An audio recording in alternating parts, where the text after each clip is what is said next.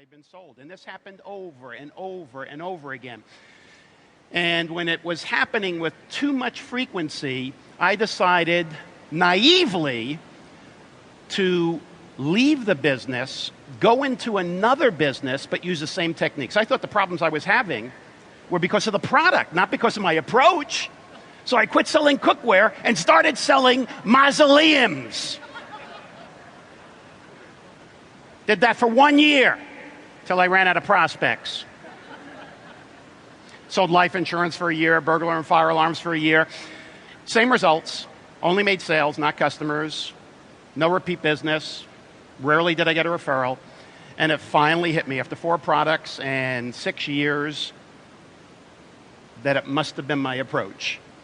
So I started looking for another approach to selling that would make me feel good, make my customers feel good, make us connect better, not just make sales, but build a long-term relationship. And what I realized in looking through all the literature and coming up with another approach to selling, which was called non-manipulative selling back in the 70s, I realized that anybody who is in the business of getting and or keeping customers, how many of you fall into that category? Either getting and or keeping customers. Anybody?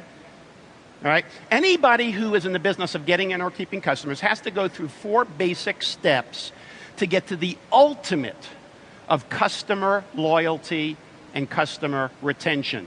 The very first step would be finding the right prospects. When I cut my teeth in selling, we were taught to sell by the numbers. The more people you call on through the process of elimination and through probability and your closing average, the more people you call on, the more sales you're going to make. So it was just kind of working hard, not necessarily working smart. And what I'm going to propose is that we call on A prospects, and I'll explain this in a little while. Once we have an A prospect, now we have to call on them, and we move into the actual initial sales phase. And here is where we attempt to use our collaborative selling skills or counselor selling skills, whatever you want to call it, where we're matching our solutions to specific customer needs. Now, I believe getting to this stair is pretty easy. And I believe making the first sale is incredibly easy. Because all you have to do is overpromise and underdeliver. You'll make a sale every time. But just once. That's it.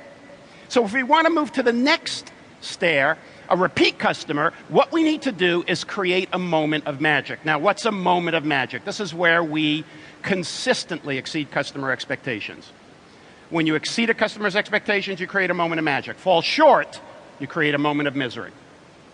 Now, many people and many companies, if they can get to this level, they are incredibly happy. And they should be. But there is a 4th stair that many people take for granted. But if you can get to this 4th stair and expand it, your business will grow exponentially. And that's the stair that I call creating apostles. Not just repeat customers, but apostles. Where you create an emotional attachment with them and them to you. Now, an apostle is a raving fan, a business advocate, somebody who is out there in the marketplace preaching the gospel for you, for your company, for your products.